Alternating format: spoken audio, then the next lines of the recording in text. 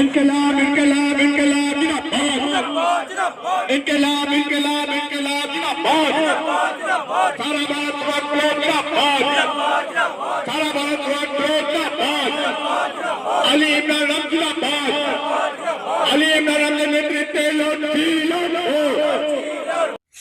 গোয়ালপুকুরদি block Bidyanandapur গ্রাম পঞ্চায়েতের সমাজপুর মাদ্রাসা মাঠে সারা Bharat forward block Bidyanandapur branch কমিটির পক্ষ থেকে একটি জয়েনিং সভার আয়োজন করা হয়। এই জয়েনিং সভায় প্রায় 350 জন তৃণমূল ছেড়ে ফরওয়ার্ড ব্লকে যোগদান করেন। তৃণমূল ছেড়ে আসা 350 জনের হাতে দলীয় পতাকা তুলে দেন অল ইন্ডিয়া ফরওয়ার্ড ব্লকের নেতা এবং বর্তমান চাকুলিয়া বিধায়ক আলী ইমরান রামজ ভিক্টর। জয়েনিং সভায় উপস্থিত ছিলেন চাকুলিয়া বিধায়ক আলী ইমরান রামজ, এক্স সভাপতি মোহসিন রহমানি, চাকুলিয়া এলসিএস নঈম আখতার, বিদ্যানন্দপুর গ্রাম পঞ্চায়েত ফরওয়ার্ড ব্লকের ব্রাঞ্চ सेक्रेटरी वसी अहमद सह अन्यान्य सदस्यरा। पहचान मिली आज इस इलाके में, अगर उनको नेता के तौर पर आप लोग जानते हैं तो वो वामफ्रंट की देन है। वामफ्रंट ही उसको पहचान दिया, वामफ्रंट की दी हुई नौकरी कर रहे हैं, वामफ्रंट के वजह से उनके घर में जिला परिषद बना, वामफ्रंट के वजह से वो इस इलाके से लेकर राज्य कमेटी तक जाने लगे। आज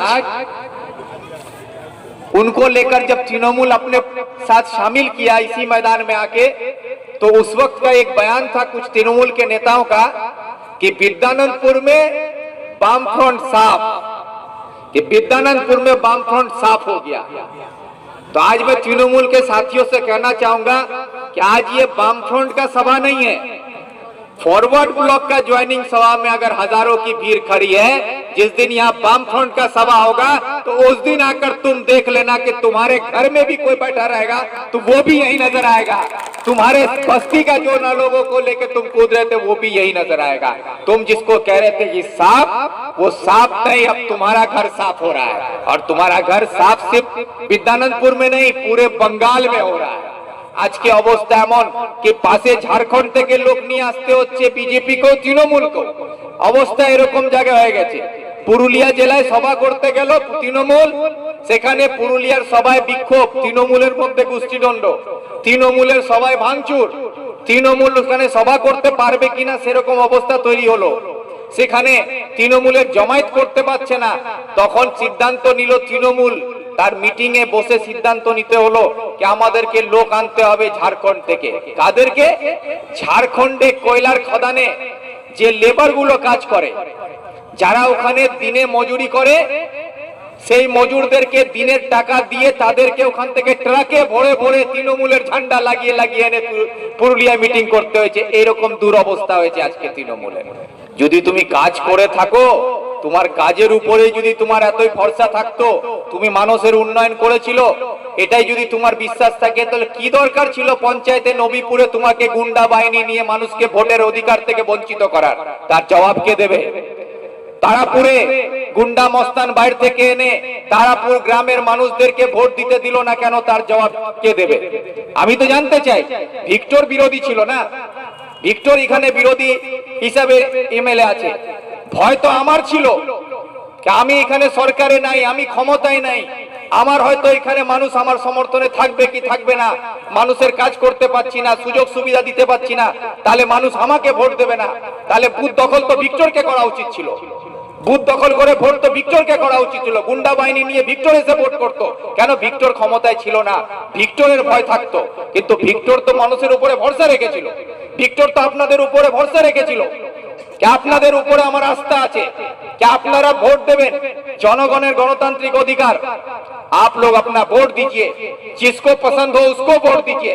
अगर आपको लाल झंडा पसंद है, लाल झंडा को वोट दीजिए, तिरंगा पसंद है, तिरंगा को वोट दीजिए, विक्टर पसंद है, विक्टर को वोट दीजिए, दूसरा पसंद है, दूसरे को वोट दीजिए।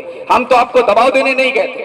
तृणमूल जब पंचायत में नबीपुर में गुंडागर्दी किया, तारापुर में गुंडागर्दी किया और सब अंचल में गुंडागर्दी की हुआ था, तो यही वामफ्रंट का नेता आपका पड़ोसी उस वक्त क्या बोलता था कि तृणमूल गुंडार दल, गुंडार বিরুদ্ধে লড়তে হবে। আর আজকে গুন্ডার কোলে বসে এখন বলছো কি তৃণমূল ভালো দল? তৃণমূল ভালো দল বন্ধ দল বলে নয়, এখন গুন্ডার দল ছিল, এখনো আছে, লুটেরার দল ছিল, এখনো আছে, তোলাবাজ ছিল, এখনো আছে। তখন উনি বামফ্রন্টের নীতি আদর্শে বাঁধা ছিল, তখন দেখলো কি আমার হবে না, কিন্তু বামফ্রন্ট করা তো সোজা নয়। বামফ্রন্ট করতে গেলে রক্ত দিয়ে লাল ঝান্ডা তৈরি হয়েছে, আর বামফ্রন্ট তারাই করতে পারবে যারা প্রয়োজন হলে রক্ত দেওয়ার জন্য তৈরি থাকতে পারবে, তারাই বামফ্রন্ট করতে পারবে। ওই সুযোগ সন্ধানী লোকদেরকে দিয়ে बामफ्रंट হবে না। तरक्की का जहां तक सवाल है, तो जब हम पिछला बार एमएलए बने थे ये रास्ता नहीं था। आज जो आपका समझपुर हाट में पक्का रास्ता है, ये रास्ता टूटा फूटा हुआ था। हम उस वक्त भी बोले थे कि ये रास्ता हम लोग पास कर दिए हैं, क्योंकि 2013 में जो हम लोग जिला परिषद जीते थे उसी वक्त ये रास्ता पास किए थे। ये रास्ता रोक के रखा गया, इसको बना दिया जाएगा, और आज बन के तैयार है। अब आके उसका उद्घाटन कौन करेगा? एक फीता काटा मंत्री है बगल में, वो चला आता है फीता काटने के लिए, और कोई काम नहीं उसके पास कि कहीं भी कुछ हो फीता काटने के लिए वो दौड़ के आ जाएगा। तो यहाँ पर आके फीता वो काट दिया, तो फीता काटे हमको उससे कोई फर्क नहीं पड़ता है, लेकिन मेरे इलाके में काम हो रहा है कि नहीं ये देखिए आप लोग। आज बोलता है कि चकलिया में तरक्की नहीं है, तो हम पूछते हैं कि ऐसा कोई एक काम बता दे तृणमूल वाला, ऐसा कोई एक काम तृणमूल वाला बताए जो करंदगी विधानसभा में हुआ है और चकलिया में नहीं हुआ है। के पास सिर्फ एक ही नारा देता है कि 40 साल से एक ही परिवार, रमजान अली तार भाई तार छेले एमएलए, रमजान साहब उसका भाई एमएलए, उसका बेटा एमएलए, 40 साल से एक ही परिवार दखल करके रखा है, परिवार तंत्र चल रहा है। तो परिवार तंत्र का जो नारा देता है ना, तो इसको समझिएगा, जब रमजान साहब एमएलए थे तो रमजान साहब का परिवार से कोई दूसरा शख्स कभी सियासत नहीं किया। एक नाम आप लोग ढूंढ के दिखा दीजिए कि रमजान साहब जब एमएलए थे तो उसका भाई भतीजा बेटा कोई पंचायत में हो, कोई सभापति हो, कोई प्रधान हो, कोई चुनाव लड़ा है, किसी तरह का कोई पार्टी में कोई पद में रहा है, तो एक नाम नहीं मिलेगा। जब हफीज साहब थे मेरे चचा, तो उस वक्त वो मंत्री थे, लेकिन उस वक्त भी कोई भी आदमी हमारे परिवार का किसी भी राजनीतिक पद पर नहीं था, कोई राजनीति का चुनाव में हिस्सेदारी नहीं लिया, कोई सियासत में नहीं था। और जब मेरे चचा हार गए उसके बाद जब आप लोग हमको चुने, हम आज यहाँ पर हैं, तो मेरे परिवार से किसी को भी कोई राजनीतिक पद में नहीं रखा जाता, कोई पंचायत का प्रधान नहीं है, कोई सभापति नहीं है, इसको परिवार तंत्र कहते हैं। जब जिसको मौका दिया है इलाके के लोगों ने, वो इलाके का खिदमत किया है। रमजान साहब जब एमएलए थे उस वक्त इस इलाके के बहुत सारे लोगों को नौकरी दिया गया है, बहुत सारे लोगों को फायदा पहुंचाया गया है। आज उनका दिया हुआ नौकरी करने वाला तृणमूल में जाके माँ माटी मानुस चिल्लाता है, जिसको रमजान साहब ने नौकरी दिया है। लेकिन एक तृणमूल का साथी लोगों से मैं पूछता हूँ, एक आदमी का नाम बता दो कि रमजान साहब ने अपने परिवार का किसी एक आदमी को नौकरी दिया हो, अपना भाई को, बेटा को, भतीजा को, किसी को नौकरी दिया हो। एक आदमी का नाम बताओ, एक नाम नहीं बता पाए। हफीज आलम सैरानी साहब सरकार में थे, मंत्री थे, उनके वक्त में भी इस इलाके में बहुत लोगों को नौकरी मिला, बहुत लोगों को फायदा पहुंचाया गया। और एक नाम बता दीजिए कि हफीज साहब ने अपने रिश्तेदार में किसी को नौकरी दिया है।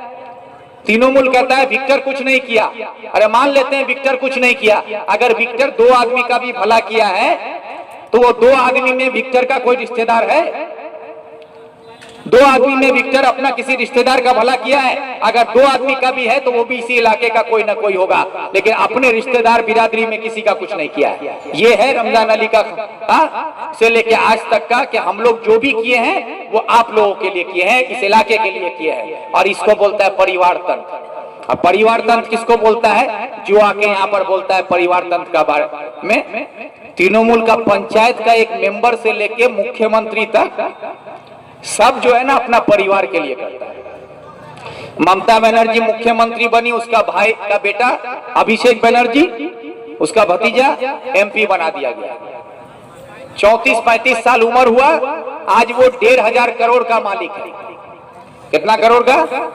1,500 करोड़ रुपया का मालिक है।